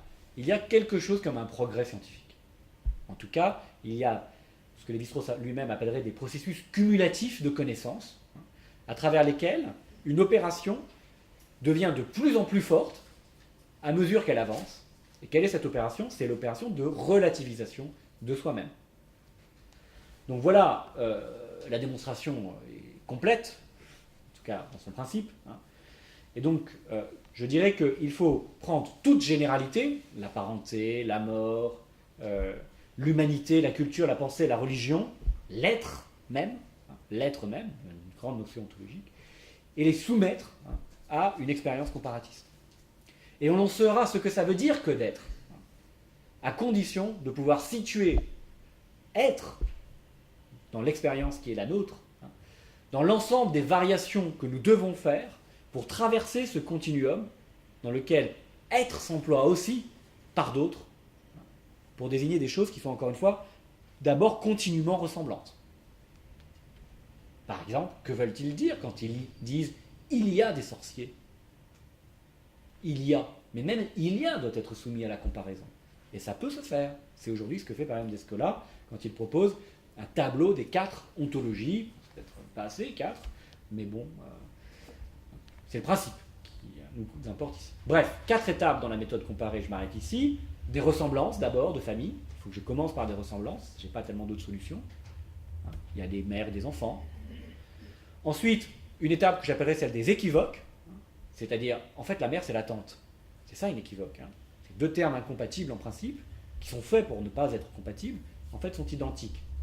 Vous dites en quelque sorte, X est égal à X, Y et Z. Quant à Z, il est égal à Z, U, W.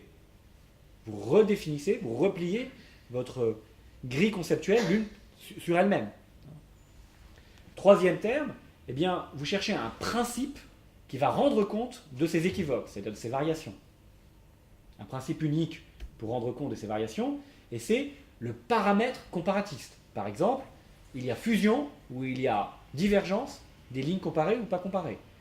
Où il y a échange restreint ou échange généralisé des femmes. Ce sont des paramètres comparatistes. Enfin, vous ne pouvez véritablement terminer votre travail comparatiste qu'à la condition que vous arriviez à un système des variantes. Dans un système des variantes, alors là, vous pouvez redéfinir ce dont vous êtes parti, par exemple, ce que veut dire mourir, comme une position dans un système de variations. Si vous n'avez pas ce système des variantes, au mieux, vous avez un dictionnaire. Mais ça ne vous permet pas de redéfinir le point de départ. Ça vous permet juste de passer de l'un à l'autre. Pour pouvoir véritablement produire une connaissance comparée, il faut les 2 autres étapes, paramètres comparatistes et système des variantes, parce que dans le système des variantes, encore une fois, vous pouvez dire, vous pouvez presque redéfinir, presque, Saussure disait algébriquement, votre identité. Comme si la culture n'était rien d'autre qu'une position dans un système de culture. Voilà. À terme, au bout du compte, l'anthropologie n'est rien d'autre, je dirais, que l'ontologie formelle de nous-mêmes comme variante. L'anthropologie, c'est l'ontologie de la variante. Et ontologie doit s'entendre en tant que terme, comme que variante. Voilà donc le projet. Donc je suis bien conscient que tout ça suscite énormément de doutes, de coups. Mais je pense que ce projet réconcilie deux termes que notre modernité a du mal à associer ou à maintenir ensemble, qui est le terme de rationalité et le terme de relativité. Voici donc un rationalisme relativiste, entièrement relativiste. Et je crois véritablement que cette conscience que ce relativisme relativiste nous donne, du fait d'être variante, c'est-à-dire du fait de pouvoir être autre et même de n'avoir de vérité que dans la mesure où on peut définir comment on peut devenir autre, je crois que ce rationalisme est le seul rationalisme possible aujourd'hui.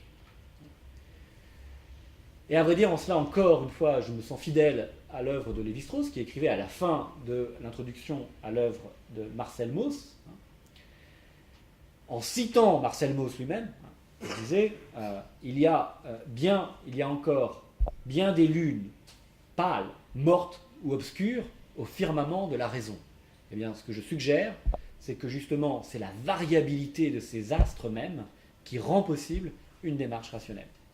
Voilà donc ce que je voulais vous dire. Merci.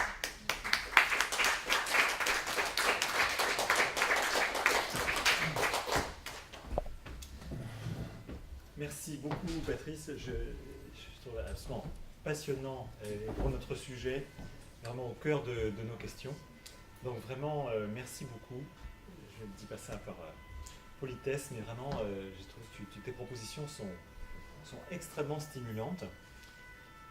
J'ai l'habitude de poser la première question pour apporter une contradiction, mais je ne voudrais quand même pas me priver aussi de souligner ce qui est important aussi pour notre réflexion, et notamment cette manière, je trouve, extrêmement convaincante que tu as de repenser complètement l'opposition entre effectivement l'universalisme et le particularisme, ou bien la question du relativisme, et de nous montrer que la relativité, elle est une relativisation méthodique, une expérience, qu'elle est active. Je trouvais vraiment très fécond cette idée de relativisation comme acte de comparaison, qu'il faut distinguer de cette relativité généralisée qui serait un postulat qu'on opposerait en tout cas à l'universel.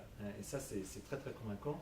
Je voudrais aussi souligner par rapport à ceux qui travaillent sur la question justement de la relation, il y en a quelques-uns qui travaillent, qui en font même des thèses, que cette idée que tu suggères de la corrélation est essentielle, est très importante, et notamment ce que tu as dit de tout à fait passionnant sur le fait qu'il fallait prendre des variations comme des variantes, et qu'on est dans une sorte de variance généralisée où, en quelque sorte, le comparant peut devenir le comparé, et où on se demande finalement si toute base ne peut pas être elle-même considérée comme une variante possible, c'est-à-dire si on ne peut pas considérer toute variante comme une base possible, ou une base comme variante possible, et ça c'est, je veux dire, même si ça paraît un peu abstrait, je pense que les conséquences sont énormes pour penser aussi bien la question de l'humanité que penser aussi les comportements ou la famille, ou penser toute une série de notions.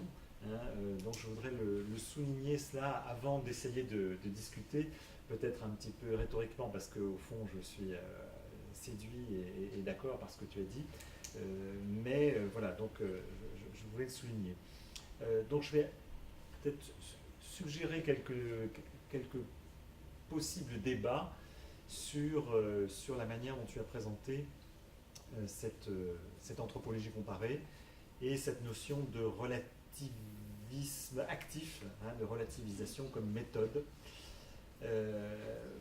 La première question que je me suis posée, c'est est-ce que donc tu acceptes d'appliquer cette anthropologie comparée aussi aux vérités scientifiques? Est-ce que tu dirais que justement toute vérité scientifique doit être, et notamment concernant les vérités scientifiques de la science de la nature, est-ce que ces connaissances-là doivent être référées à la manière dont elles sont vécues, c'est-à-dire éprouvées? Et la question c'est, est-ce que là on ne passe pas de la certitude à la croyance, c'est-à-dire est-ce que est-ce que tu veux souligner que toute connaissance, ou est-ce que tu acceptes quand même la possibilité de dire, je ne sais pas moi, de dire que le soleil est au centre de l'univers? Est-ce que tu acceptes quelques vérités, ou bien est-ce que toute vérité ou toute connaissance n'existe en tant que telle que parce qu'elle est vécue, éprouvée, donc située? Tu as cette position-là sur la question de la connaissance, quoi, hein, et donc du coup de la vérité, en déniant la possibilité, d'une certaine manière, d'une vérité objective, hein. Non, en fait, c'est-à-dire oui et non. Alors oui, je pense qu'effectivement toute vérité est relative, mais ça c'est encore une fois une méthode. C'est-à-dire, il est effectivement l'héliocentrisme, par exemple, ne doit pas être pris. Enfin, ça dépend de ce qu'on veut faire, c'est ce que j'ai dit. C'est-à-dire, si vous voulez construire une connaissance comparée, ce que je dis, c'est que, bien sûr, on peut sans doute dire, voilà, le Soleil est au centre de l'univers, et ça a sa pertinence dans son champ de connaissance propre, en fait, en quelque sorte. Mais on peut aussi faire autre chose, c'est-à-dire, on peut essayer de voir comment s'éprouve l'équivoque de cet énoncé même.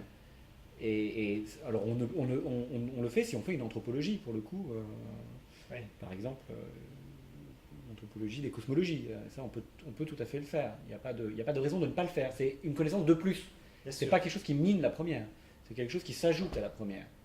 Tu n'as pas l'air convaincu par la possibilité. Est-ce que tu reconnais une vérité, pas seulement une validité, à un énoncé scientifique de cette sorte, ou est-ce que ça veut dire, est-ce que tu proposes aussi de penser ces énoncés en variant les approches et justement en les faisant jouer? Il n'y a pas d'exception scientifique, il n'y a pas d'exception pour les énoncés scientifiques.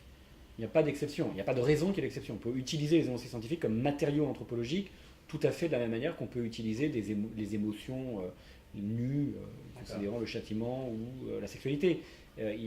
Dans tous les cas, le but du jeu, ça va être effectivement d'essayer de relativiser le point de départ. Mais encore une fois, ce n'est pas extrinsèque.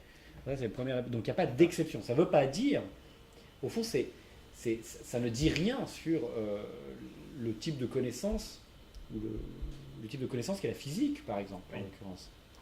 C'est pas une thèse sur la nature de cette connaissance qu'est la physique, c'est un moyen d'essayer de construire une connaissance de plus, qui va dire une vérité sur l'héliocentrisme, parce que ça va retraiter l'héliocentrisme comme variante. Puisqu'on y arrive, il faut qu'on y arrive. Donc si on y arrive, effectivement, l'héliocentrisme va devenir une variante. Une variante, pas dans un système dont on disposerait déjà les paramètres, c'est-à-dire héliocentrisme, géocentrisme. Une variante d'autre chose, éventuellement. C'est un peu ce que fait Foucault, hein. Quand il fait de l'histoire, on va dire, il fait ça, en fait. Hein. Bien sûr, mais justement, il est dans la question du discours, quoi. Non, pas toujours. Il y a la question des il y a des questions des jeux de vérité, des jeux de vérité, des jeux de vérité, c'est-à-dire, s'il y a une histoire de la vérité, c'est aussi dans ce sens-là. Encore une fois, ça ne mine en rien la validité. Alors maintenant, effectivement, peut-être que ce que tu as en tête, c'est la distinction entre validité et vérité. C'est ça, oui. Alors, effectivement, ça a l'air de me mettre du côté d'une épistémologie dans laquelle, en fait, ce qu'on entend par une vérité théorique, la vérité d'un contenu de connaissance, est dépendante de la validité du point de vue théorique.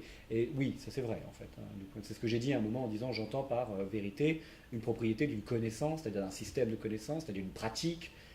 Voilà, pour moi, j'appelle vérité quelque chose qui ressemble à ce que font les gens qui font ce qu'on appelle des sciences, c'est-à-dire c'est des pratiques. Et la connaissance de ces pratiques, à vrai dire, n'est pas réductible à la théorie philosophique de la méthode scientifique.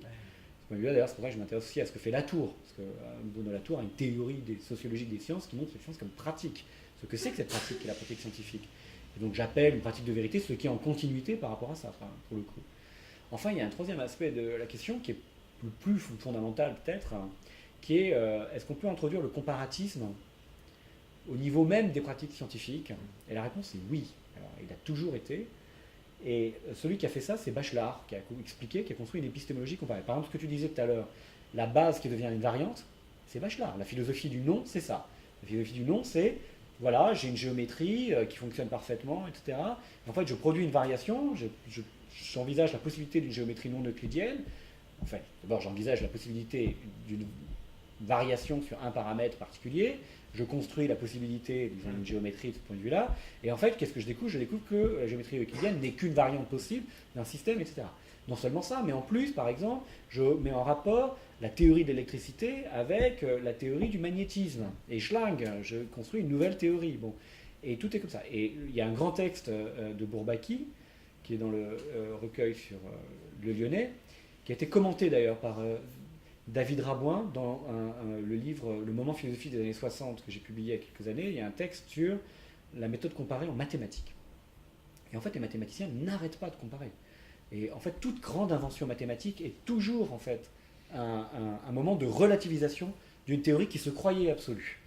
Alors, typiquement, par exemple, Descartes avec la géométrie. Descartes relativise la géométrie comme un cas particulier de l'algèbre, en fait. On va dire, bon, il y a beaucoup de débats sur ces questions-là, etc. Donc là, de ce point de vue-là, je pense qu'on peut aller très loin d'une épistémologie comparatiste, carrément, qui intègre le comparatisme à l'intérieur de l'épistémologie, et pas seulement qui dit effectivement qu'on peut aussi pratiquer le comparatisme sur les énoncés scientifiques. D'accord. Alors, deuxième question, et puis ensuite je laisse la parole au public et donc, aux questions qui vont intervenir, c'est sur la notion d'invariant, parce qu'évidemment au début j'attendais, je sais quand est-ce que ça va arriver la question d'invariant, parce que tu parlais de variation, de variante, ça va. Au fond, malgré, est-ce que tu ne forces pas un petit peu la critique en associant ou voire en assimilant les invariants à des universaux? J'y étais sensible quand tu as fait allusion à Françoise Héritier, parce que on a l'impression que le structuralisme tel qu'elle le pratique sortirait de l'observation ou de la proposition pour tout d'un coup chercher des essences. Or, je ne suis pas sûr que ça soit son usage. Elle observe un certain nombre de comportements, elle établit des invariants, mais est-ce qu'elle va jusqu'à dire que ces invariants sont universels? Je n'en suis pas sûr. Et dans les exemples que tu as pris, de systèmes familiaux très très différents, elle en décrit des tas en Afrique qui bouleversent entièrement nos rapports, notre conception de la parenté. Alors, sur l'invariant malgré tout, qui demeure, est-ce que tu considérais par exemple quand même que ce qui est à la base des structures élémentaires de la parenté, c'est-à-dire la distinction entre filiation et alliance, est-ce que ça, on peut considérer que c'est une grille qui est invariante, ou ce n'est qu'une proposition? Ce que je veux dire par là, c'est que il me semble que ce qu'identifie par exemple Héritier, et de manière peut-être, voilà, je serais peut-être indifférent avec toi, parce que quand tu cites Descola plus fidèle, bon, ses quatre ontologies, sa taxinomie était quand même extrêmement rigide, même si elle fait jouer des paramètres, mais enfin tout d'un coup on sent, c'est une démarche presque philosophique à établir comme ça quatre ontologies, avec justement les ressemblances, dissemblances sur les physicalités ou les arts. Bon, la description que fait Françoise Héritier, c'est essentiellement d'observer des structures et puis des échelles de valeur. Bon, il y a du plus, il y a du moins, mais au bout du compte, je ne suis pas sûr qu'elle les aborde comme des universaux. Hein, voilà. C'est juste peut-être, voilà, mais tu connais mieux ce texte que moi. Oui, il y a deux niveaux de réponse. Il y a la première qui est ne rentrons pas dans la polémique.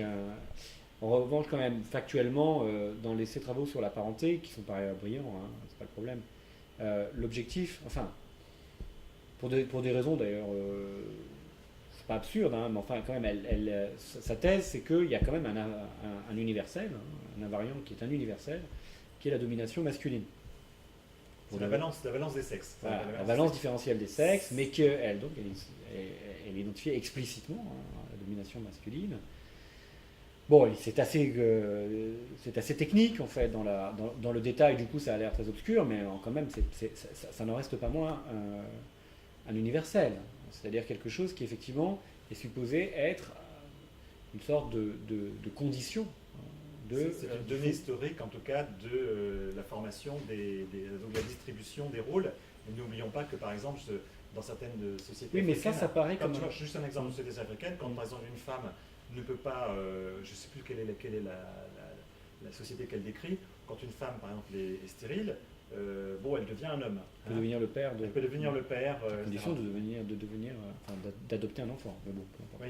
Bon, tu connais mieux Je cette crois qu'elle épouse une autre femme. C'est ça. Un enfant, oui. Oui. Exactement. À condition qu'il y ait une dot pour... Exactement. Non, mais ça, alors là, le rapport est trop lointain, ça prouve rien, ça. Si tu veux. Il me semble encore une fois que le débat doit porter sur la méthode et ses enjeux. Là, la méthode, ça dépend les textes d'ailleurs de François Héritier, mais bon, disons dans les meilleurs textes quand même, malgré tout, la méthode en fait est quand même d'identifier, l'enjeu de la méthode est d'identifier au bout du compte, le résultat, si tu veux, c'est d'identifier quand même ce truc qui s'appelle la valence différentielle des sexes. C'est pas du tout la même chose que le résultat de la méthode est de relativiser un système dans un ensemble de variations, un système de parenté dans un ensemble de variations, lui-même, ces ensembles de variations étant suffisamment ordonnés pour nous permettre de définir une position dans un système. Du coup. C'est pas du tout le même type de fonctionnement. Alors, de ce point de vue-là, Descola, je suis d'accord avec toi. Alors, oui, plus systématique, mais il n'y a pas d'universaux, justement, c'est toute la différence. Dans un cas, en fait, puisque on a là, l'anthropologie montrerait qu'il y a quelque chose qui est dans tous les systèmes de parenté, la valence différentielle des sexes, au fond, la domination masculine. Dans un autre cas, c'est pas l'enjeu. L'enjeu n'est pas d'établir, en fait, un fait qui traverserait toutes les sociétés. L'enjeu est de relativiser les expériences des uns et des autres, surtout la nôtre, à vrai dire. Mais en même temps, c'est quand même la différence entre, en gros, Amécor, quand même, qui fonctionne. Ça ne va pas s'appeler comme ça, mais... Alors ça, c'est les meilleurs travaux de François Héritier, c'est qu'elle ouvre, en fait, tout ce champ, vraiment le troisième âge de la parenté, dans lequel on va comprendre qu'en fait, derrière la parenté, ce qu'il y a, c'est donc ce qu'elle appelle, elle, des substances, des associations de substances. Ça, c'est vraiment le troisième âge. Les gens comme Descola, les héros dont je parlais, au fond, ils viennent de ça, c'est-à-dire... Mais c'est très éloigné du travail sur les structures semi-complexes, en réalité, qu'elle a fait au début.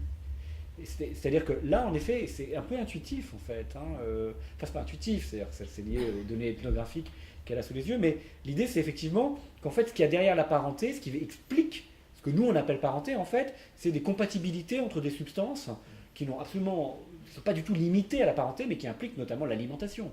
Ça va être essentiel. Et donc, du coup, faire un enfant et manger, ça va relever de la même catégorie. Sperme, sang, voilà. et lait. Et oui, mais ça ne se limite pas au lait. C'est-à-dire qu'en fait, ça s'intègre dans toute une théorie de la circulation des fluides, de leur compatibilité les uns avec les autres. Et ça, c'est magnifique, parce que là ça, c'est une opération, moi, j'appelle vraiment comparatiste, ce travail-là de François Héritier, parce qu'il y a une dissolution de la catégorie de parenté dans quelque chose qui était tout à fait inattendu, qui est effectivement cette cosmologie des fluides. Alors là, c'est la François Héritier, vraiment, pour moi, comparatiste. Mais encore une fois, elle fait des choses différentes. Bon.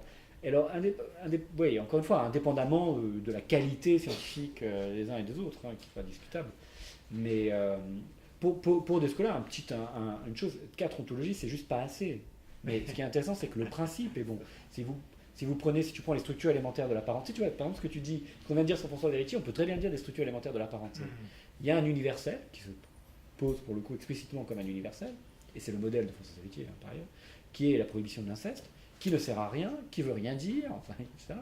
Et puis après, il y a un travail qui est effectivement la relativisation des systèmes les uns par rapport aux autres. Et là, il n'y en a pas 4, il y en a plein. Et il y a une arborescence des systèmes, et c'est ça qui fait le grain du savoir anthropologique. Alors c'est vrai que 4, c'est pas assez, et là, il y a un problème de méthode. C'est vrai qu'on est toujours mal en tant que philosophe de légiférer sur la méthode des autres. Juste un petit mot aussi, j'aimerais t'entendre sur, c'est pas du tout une observation comme ça à distance, c'est sur en quelque sorte l'expérience, comment dirais-je, de comparaison. Est-ce que en quelque sorte celui qui compare peut sortir de sa situation de comparant d'une certaine manière, voilà, comment peut-il échapper à sa position même qui est celle d'établir des critères dont tu nous as montré effectivement que la rencontre d'autres systèmes effectivement permet de modifier le rapport entre comparant et comparé, mais voilà, est-ce que... Situer le comparant dans le comparé. Voilà c'est ça, oui. Est-ce que tu pourrais nous en dire un petit mot Oui, c'est vraiment ça, le progrès du travail comparatiste, effectivement, c'est que je me rends compte, mais c'est exactement comme chez Foucault, pour ceux d'entre vous qui ont lu Foucault, on a la catégorie de folie, Et en fait, on va se rendre compte qu'il y a des conditions de transformation historique pour l'émergence même de cette catégorie de folie. Donc l'histoire de la folie commence par tirer un fil en termes de ressemblance entre ce qu'on entend par folie et ce qu'on a fait, etc. Mais en fait, au bout du compte, on va relativiser, c'est-à-dire montrer qu'en fait, la folie apparaît en tel point, à tel moment, parce qu'il y a des conditions d'émergence. Et donc, qu'est-ce qu'on fait dans ce cas-là? C'est le point de départ est situé à l'intérieur du territoire qui était devant lui. Donc, le travail de connaissance, c'est un travail de relativisation de soi, c'est-à-dire de localisation du regard à l'intérieur du paysage qui lui était donné à voir au départ. Et donc, en fait, il y a plusieurs paysages possibles. Du coup, il devient rien d'autre qu'une variante d'autres paysages. Donc ça, c'est la clé du dispositif. Donc ça paraît mystérieux, mais c'est pas si mystérieux. Et donc, ensuite apparaît la question, est-ce qu'il y a un terme? Donc est-ce qu'on sort, comme tu dis, de soi? Donc il ne faut pas sortir de soi, il faut s'enfoncer toujours plus. Il faut se relativiser toujours plus. Donc, non pas sortir, mais se relativiser toujours plus à l'intérieur des variations qui nous sont accessibles, en quelque sorte, par extension de nos grilles. Bon, est-ce qu'il y a un terme? C'est-à-dire qu'à un moment, quand même, je peux construire des systèmes. Je permets, je dis voilà, il y a 4 possibilités, il y a 4 ontologies. Bon, moi j'en occupe une, je suis dans une case. Donc je me suis quand même abstrait moi-même. Et les mathématiciens font ça aussi. On peut situer les nombres entiers dans un ensemble de possibilités, etc. Est-ce que ça peut s'arrêter? Non. Voilà, la bonne réponse est non. Et c'est ce que Lévi-Strauss appelle interminable. Moi, c'est pour ça que j'avais écrit un article il y a très longtemps sur l'humanisme interminable de Lévi-Strauss. Et c'est dans l'introduction des mythologies, du cru et le cuit, dans lequel il dit la méthode d'analyse des mythes est interminable, comme la psychanalyse. Et en fait, ce qu'il veut dire, comme la psychanalyse, c'est-à-dire que la détermination du sujet par lui-même n'a pas de fin. N'a pas de fin. Mais ça ne veut pas dire qu'il n'y a pas d'objectivation du sujet. Ça veut dire qu'elle est progressive, relative et interminable. C'est pas rien quand même. Merci beaucoup. Oui. Serge Bonneville.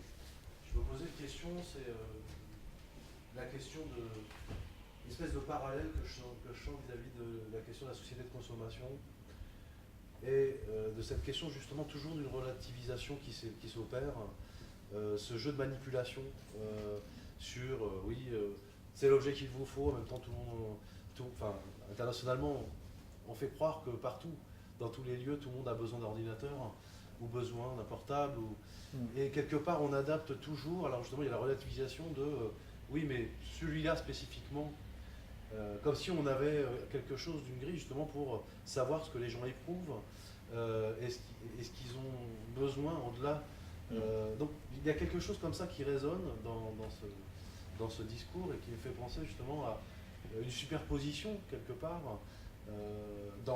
Du mauvais côté, je dirais, de l'écoute, mais en tous les cas, quelque chose qui joue avec cette manipulation du point de vue, justement, de société qui joue cette relativisation à outrance, et justement qui n'arrive pas à créer justement un noyau qui serait peut-être quelque chose qui reviendrait à des choses qui pourraient peut-être éliminer des superficialités.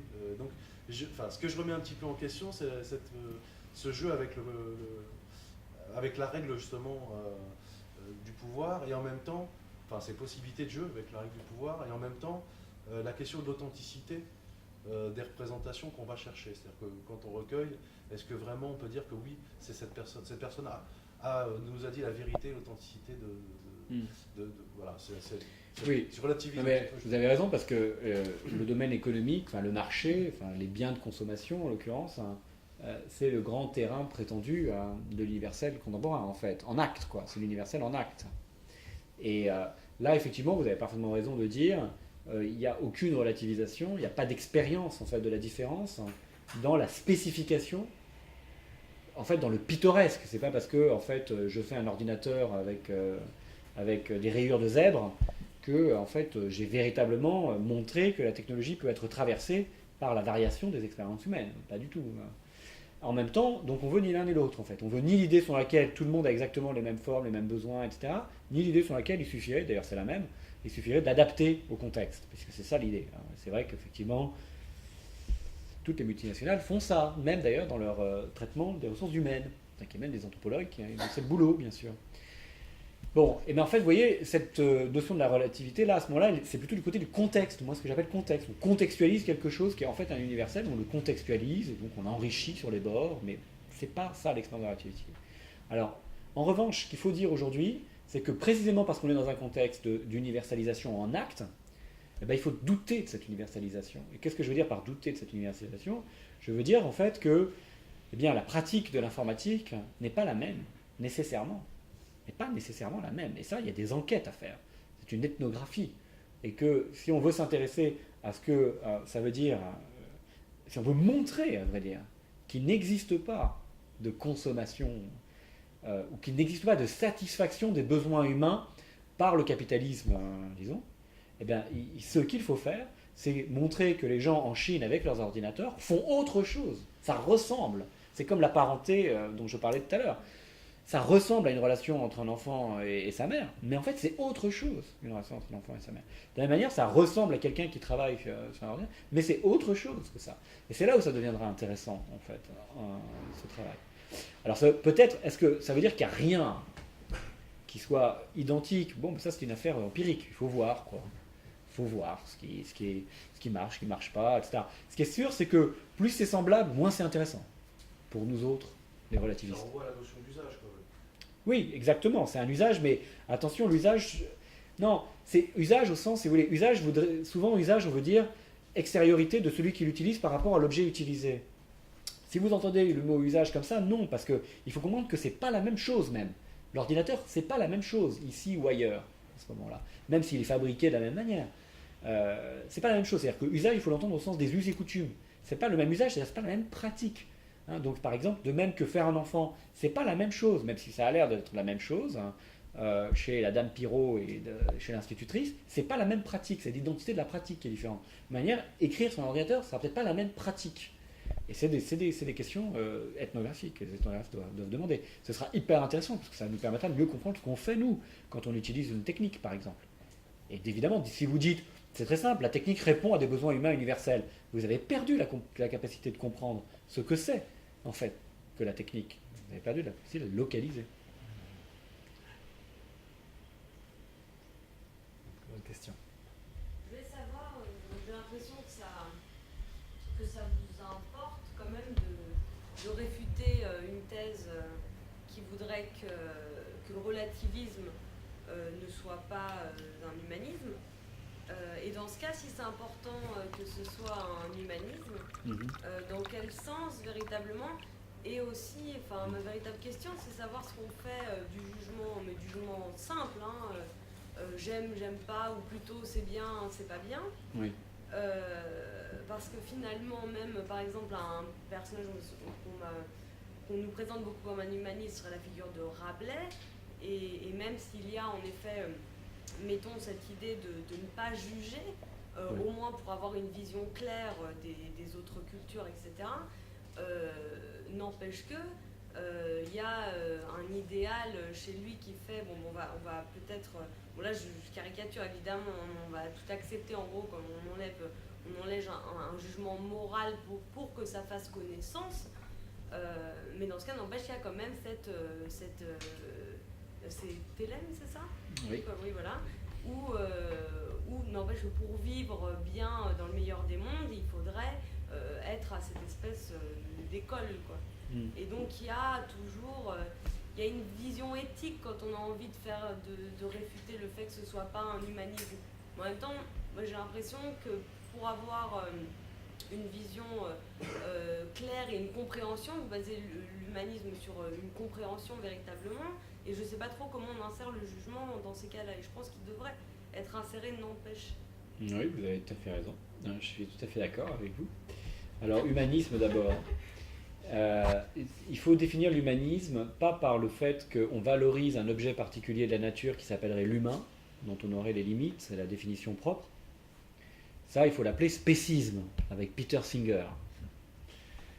Humanisme, c'est une pratique de, justement, c'est une pratique de brouillage des frontières de l'humain telles qu'on en fait l'expérience du lieu que nous sommes. Et ça l'a toujours été. C'est-à-dire que l'humanisme est en fait une pratique, et là vous avez raison, c'est une éthique, l'humanisme. C'est une pratique justement d'ouverture, c'est-à-dire en fait de fracturation intérieure, qui laisse passer la différence à l'intérieur de l'identité. Ça l'a toujours été. Alors, il y a un texte de Lévi-Strauss sur ça, je crois qu'il s'appelle Les Trois Humanismes, qui doit être dans l'Anthropologie structurale 2, je vous le recommande vivement. Et justement, les humanistes de la Renaissance, c'est pas... Bon, oui, il y en a quelques-uns qui valorisent l'homme, à vrai dire, c'est pas forcément les humanistes, d'ailleurs, Pic de la Mirandole, etc. Il y a quelques discours sur l'humain, bon, c'est pas ça l'humanisme. L'humanisme, c'est d'abord l'expérience des classiques. C'est l'expérience, c'est justement la redécouverte, c'est la philologie humaniste, c'est la redécouverte du latin et du grec en particulier. Et donc l'expérience en fait, de forme de pensée, effectivement, de la différence des classiques. C'est la différence de l'ancien et du moderne, en fait. C'est ça, d'abord. Et donc la possibilité de se voir du point de vue des anciens. C'est premièrement ça, l'humanisme. Le deuxième grand moment de l'humanisme, c'est fin du XVIIIe, début du XIXe, la découverte du sanskrit, la découverte de l'Inde, la découverte de l'Orient, en fait, à vrai dire. Et troisième grand moment de l'humanisme du XXe siècle, c'est fondamentalement, effectivement, la décolonisation, c'est-à-dire finalement la découverte, on peut le dire ça comme ça, dans un certain sens, de l'Afrique en particulier, et puis effectivement de l'Amérique latine, amérindienne, etc., de l'Australie. Bon. Donc en fait, le domaine de l'anthropologie, ce qui était l'anthropologie. Donc ces trois niveaux, il y a donc les humanistes de la Renaissance, la philologie du XIXe siècle, et puis l'anthropologie du XXe siècle, qui à chaque fois sont des mouvements d'élargissement des limites de ce qu'on peut accepter comme étant, disons, le bon humain ou la civilisation. Et donc l'humanisme, c'est une pratique d'expansion des limites de l'humain. Alors, si on la définit comme ça, premièrement, il n'y a pas de limite à ce débordement des limites. Par exemple, aujourd'hui, un certain nombre de gens qui s'occupent des animaux, des éthologues, spécialistes du comportement animal, appliquent une méthode comparatiste que je considère humaniste, en fait. C'est-à-dire ils vont autour des primates, etc., essayer de reconsidérer des comportements humains, faire de l'ethnographie véritablement auprès des animaux, etc. Bon, pour moi, ils sont dans la continuité du mouvement humaniste. J'appellerais ça le quatrième humanisme. Et donc l'humanisme ne se limite pas, et même d'ailleurs, il ne s'est jamais limité en vérité aux frontières de l'humain. Bon, c'est le texte célèbre de Rousseau sur la pitié, quoi. C'est-à-dire, dès qu'on commence à ouvrir, on n'a plus de raison de fermer, en fait, en réalité. Donc, il y a cette expérience, effectivement, de variation systématique dans laquelle je vais accepter comme comparable de plus en plus de choses. Alors, est-ce que ça veut dire pas de valeur, tout est n'importe quoi, tout se vaut, tout est égal, etc. Non, pas du tout, c'est l'inverse. Ça veut dire effectivement une exigence supérieure, une exigence de différence par rapport à soi. C'est-à-dire que l'ennemi n'est jamais l'autre. L'ennemi, c'est toujours soi. C'est-à-dire qu'il faut toujours prendre le parti contre soi. Oui, il faut être très, très, très austère contre soi. Il faut se débarrasser au maximum de soi-même. C'est du Sartre. C'est contre soi-même. C'est immense, c'est aussi du Pascal, le moi est haïssable, etc. Mais non, mais tout à fait. C'est tout à fait du Sartre. Le décentrement, bon, ben, il y a ça chez Lévi-Strauss. Lévi-Strauss définit l'anthropologie comme pratique du dépaysement. Dans ses textes de l'humanisme, c'est ce qu'il dit. Donc, pratique du dépaysement, c'est-à-dire effectivement décentré, déplacé. Bon, Sartre, effectivement, l'intellectuel qui n'est jamais à sa place. Voilà. Alors, donc ça, c'est une éthique extrêmement rigoureuse. Et je pense qu'elle doit être pratiquée, je dirais même que ça donne des critères politiques, à vrai dire. Donc, on ne peut jamais juger autrui, on peut toujours se transformer soi-même. Voilà la règle de cette éthique néo-rabelaisienne. Très bien. Une toute dernière question, parce que on arrive près des 9h. Allez-y, posez vos deux questions peut-être en même temps. Pas l'un après l'autre. C'est pas une question, c'est une réflexion. J'ai une collègue, elle est de l'origine tamoule, donc elle a perdu sa sœur et donc elle est devenue la mère de son neveu. Mais pas la mère spirituelle, mais vraiment la mère. Voilà, ce qui m'intéresse, c'est vraiment la mère, vous dites. Vous avez tout à fait raison. Vraiment la mère. Allez-y. Moi aussi, ce n'est pas une question, c'est une association, mais c'est vite. Et la vérité qui vous proposez dans ce point de vue de relativisme actif, c'est, on peut penser à une conception musicale de la vérité, qui ce n'est pas moi, mais c'est Proust qui dit que nos idées les plus belles, ce sont des airs de musique. La vérité, c'est un thème, et après interviennent les variations. Il y a un philosophe actuel, vivant, qui, reprenant Proust et Merleau-Ponty, élabore le concept d'idée sensible, que ce n'est pas une forme substantielle et universelle, un modèle des choses qui reste là, mais bien c'est une mélodie où la première et la dernière note ne sont pas séparables l'une de l'autre, ou, autrement dit, un objet virtuel qui se définit par les dimensions qu'elle prend dans le temps. Donc, une conception aussi temporelle de la vérité, mais aussi du sujet qui juge la vérité, c'est-à-dire de l'humain. Et c'est ça.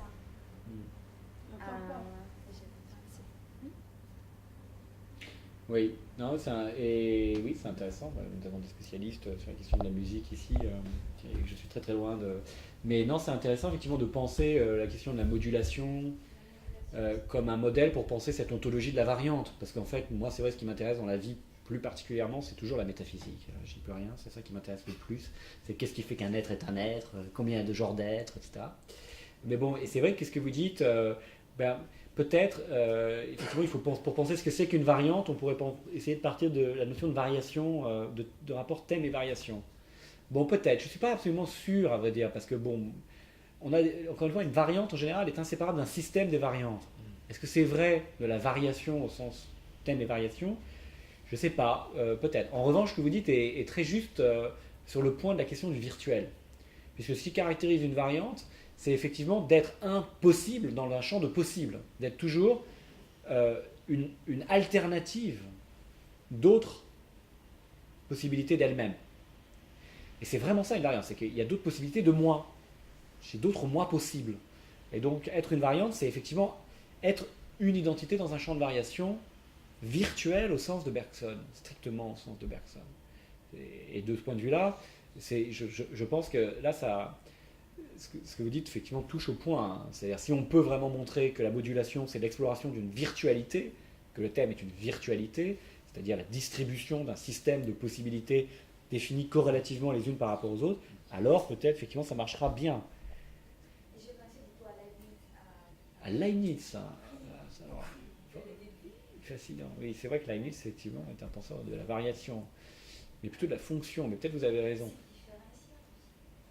Oui. Alors, je veux juste faire un point sur la question du temps, parce que c'est un truc que l'entre-expression, oui, c'est vrai, c'est juste. Oui, c'est juste, bien sûr. Les termes sont des positions les unes par rapport aux autres, tout ça. Mais en même temps, encore une fois, ce qui s'entre-exprime sont des grilles comparatistes. Bon, vous me direz, peut-être c'est ça que veut dire. Non, il ne peut pas dire ça, Leibniz, en fait. Non, parce que Leibniz, il a quand même une vision globale du monde. Mais dans le livre de Michel Serres, il y a quand même un. C'est pas sûr, à vrai dire. Il hésite entre vision globale, vision locale. Mais je voulais juste dire un point sur le temps, sur la question du temps. Parce que on peut avoir tendance à penser effectivement que la question de la durée est essentielle. Et en fait, pas du tout. La durée est une des modalités du changement, mais vous pouvez avoir un changement immobile. Et ça, c'est Deleuze, en fait, qui l'a montré très très bien. Quoi. Le temps n'est, après tout, qu'une des modalités du changement. En revanche, vous pouvez dire que quelque chose change dans l'éternité. Et le comparatif, c'est ce qu'il vous donne. S'il vous donne des variantes, ça ne veut pas dire qu'elles se succèdent dans le temps. On n'a pas besoin de ça pour qu'il y ait une substantialité au changement qu'elles sont, en fait. Ça, c'est aussi très intéressant. Patrice, Dominique, alors vraiment une toute petite dernière question. Une question peut-être bizarre. Il me semble que vous avez situé un peu les questions de variation du côté de l'observateur. Est-ce que des études sont faites sur les variations du côté de l'observé? C'est-à-dire que là, quand vous en avez parlé, vous avez surtout parlé de l'interrogation que l'anthropologue pouvait avoir sur sa propre grille. C'est un dialogue, forcément. Il n'y a pas un observateur, un observé. Il y a deux. Il y a des. Effectivement, c'est ceux qui sont étudiés par les anthropologues se remettent en question. Et si des études sont faites sur les domaines de questions qui sont faites de par la rencontre avec l'observateur. Alors d'abord, oui, bien sûr, de fait, ils se remettent en question, mais enfin, disons, le contexte historique et politique de l'anthropologie étant tel qu'en fait, il n'est autre que l'extermination des autres, n'est-ce pas? Donc du coup, ils sont quand même obligés de se remettre en question par la force des choses, disons. Mais en fait, bon, puis il y a plein de cas. L'exemple, par exemple, que je prenais, que rapporte Lévi-Strauss et qui a été très commenté, où les Indiens mettent les Espagnols dans l'eau pour voir s'ils pourrissent, etc. Bon, c'est un travail déjà un peu comparatiste. Hein, la question du don en particulier aujourd'hui est très très importante en fait. Hein. Les économies du don et la manière dont les économies du don appréhendent les économies de marché. Ce sont des questions qui sont... bon. Donc tout ça existe bien sûr, mais au fond, pour nous autres, chacun son sujet, quoi. Chacun a soi-même son propre sujet, c'est-à-dire chacun ses problèmes. Hein. Et donc, moi, ce qui m'a... Bon, c'est pas le sens de votre question, bien sûr, hein, mais je veux dire, on n'a pas à exiger des autres qui se déplacent pour se déplacer nous-mêmes, quoi. Voilà ce que je voulais dire. Je pense que ce n'était pas le sens de votre question, bien sûr, dire ça, mais c'est important de le dire quand même, quoi. Que même s'il n'y a pas de symétrie, c'est pas grave. Même si les gens sont bouchés et hostiles au comparatisme, ça ne change rien à l'impératif quasiment lévinatien du « tu dois comparer ». Patrice, tu m'as fourni il y a quelques minutes la possibilité d'annoncer la prochaine séance, hein, de me proposer la transition, ce qui sera donc dans 2 semaines, le 6 novembre, et on accueillera Éric Baratet, qui parlera du point de vue animal, puisque tu as commencé à citer le spécisme, Singer, etc.